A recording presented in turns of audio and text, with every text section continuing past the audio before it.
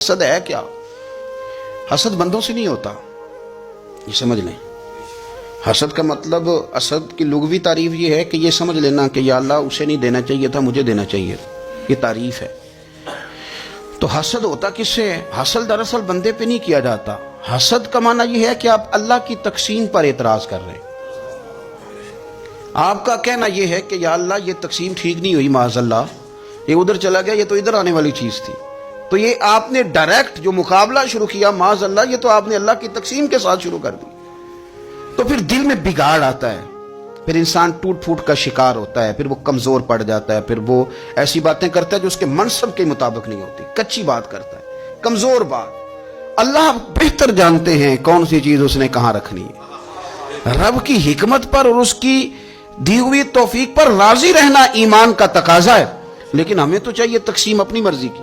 ادھر کیوں چلا گیا، ادھر آنا چاہیے تھا۔ بھئی آپ کو یہ کس نے حق دیا ہے؟ مالک نے جو چاہا، جب چاہا، جہاں چاہا اپنے فضل سے عطا فرمایا۔ حسد، اور پھر اس کے اگر کوئی حسد نہیں کرتا تو لالچ شروع کر دیتا ہے۔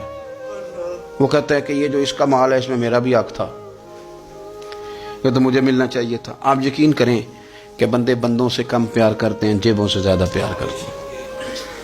اس بندے کو تو کوئی نقصان نہیں جس کے ساتھ آپ نے تعلق رکھا ہوا ہے جیب کا، لیکن آپ بڑے کمزور ہو گئے۔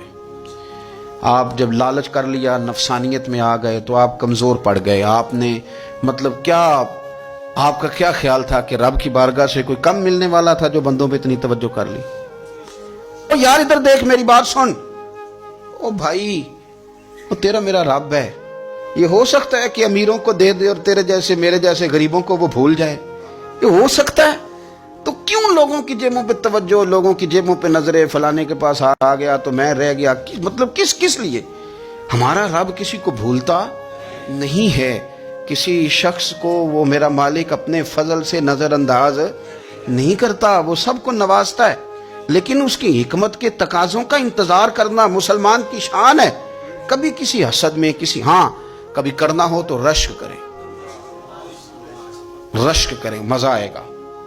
اور یہ رشک کرنے کا نا، رشک کا معنی کیا ہے؟ حسد کا معنی یا اللہ اسے نہیں دینا چاہیے تھا، مجھے دینا چاہیے تھا، اور رشک کا معنی یا اللہ تو نے دیا ہے، کیا بات ہے، اسے دیا تو کیا بات۔ اگر تو نے دیا تو مالک جچا بھی ہے، اگر تو نے دیا ہے تو نظر بھی آیا ہے، اگر تو نے دیا ہے تو پھر کیا بات ہے، کمال ہو گئی، وہ نظر آ رہا ہے۔ اور یا اللہ اسے دیا ہے تو میں بھی تیرا بندہ ہوں، اسے بھی اور دے اور مجھے بھی عطا فرما۔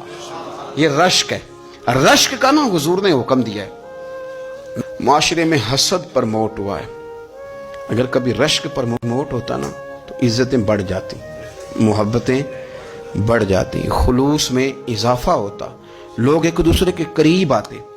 ہم نے کسی فضیلت والے کی فضیلت کو تسلیم کرنے سے انکار کر دیا، ہم نے کسی بڑائی والے کی بڑائی کو تسلیم کرنے سے انکار کر دیا۔ ہم نے حسد کیا، ہم نے لالچ کیا، ہم حریص ہوئے۔ اس کا نقصان یہ ہوا کہ لوگ ایک دوسرے کے پاس رہتے ہوئے پاس نہیں رہتے، ایک دوسرے کے ساتھ وقت گزار رہے ہوتے ہیں، لیکن ان کے بارے میں رویے ان کے سخت ہوتے ہیں، لب و لہجہ تلخ ہوتا ہے۔